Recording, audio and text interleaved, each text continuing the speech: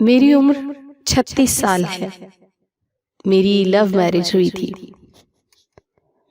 ہم class fellows تھے اور 6 سال سے ایک دوسرے کو جانتے تھے۔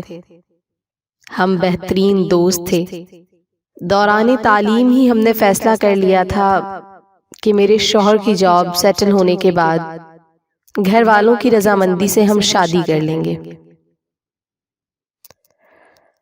اور ہماری شادی ہو گئی اور اللہ نے ہمیں ایک بیٹے سے نوازا۔ مجھے کالج کے زمانے سے ہی اندازہ تھا کہ میرے شوہر مزاج کے تیز ہیں، انہیں بہت جلدی غصہ آتا ہے، لیکن ساتھ رہنے پر اندازہ ہوا کہ انہیں جب بھی غصہ آتا تھا ہمارا ہمیشہ جھگڑا ہوتا تھا، اور مجھے فیل ہوتا تھا کہ وہ مجھے کنٹرول کرنے کی کوشش کرتے ہیں۔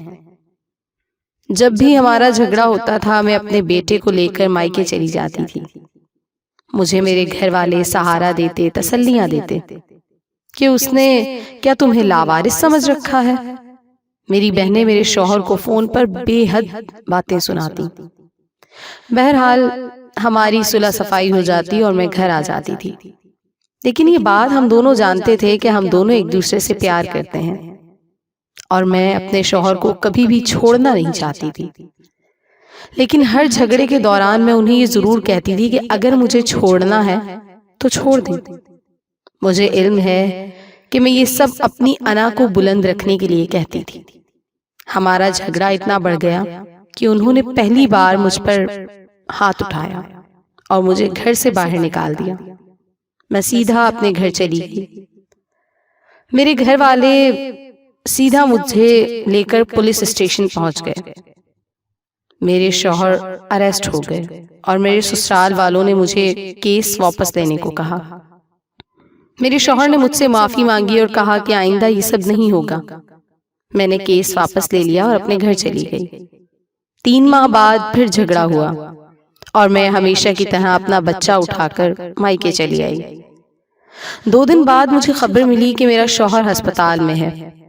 میرے گھر والوں نے مجھے مشورہ دیا کہ تمہیں انہیں دیکھنے جانے کی ضرورت نہیں ہے، بلکہ میری بہنوں کا کہنا تھا کہ یہ سب ڈرامہ ہے، تمہیں ایموشنل بلیک میل کر رہے ہیں۔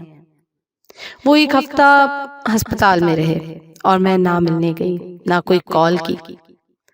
کچھ دنوں بعد مجھے طلاق کا نوٹس ملا۔ مجھے طلاق نہیں چاہیے تھی کیونکہ میں اپنے شوہر سے محبت کرتی تھی۔ میں اپنا گھر خراب نہیں کرنا چاہتی تھی، مگر میری انا آڑے آ رہی تھی۔ مجھے لگا طلاق کا منع کر کے میں نیچی ہو جاؤں گی۔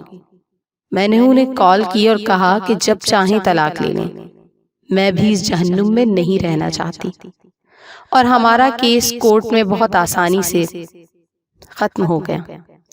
میرے شوہر نے میری ساری ڈیمانڈ، میرے بچے کی کسٹڈی اور خرچہ دینا قبول کر لیا۔ ان کا کہنا تھا کہ وہ میری سب باتیں ماننے کے لیے تیار ہیں، انہیں صرف طلاق چاہیے، اور اس طرح ہماری طلاق ہو گئی۔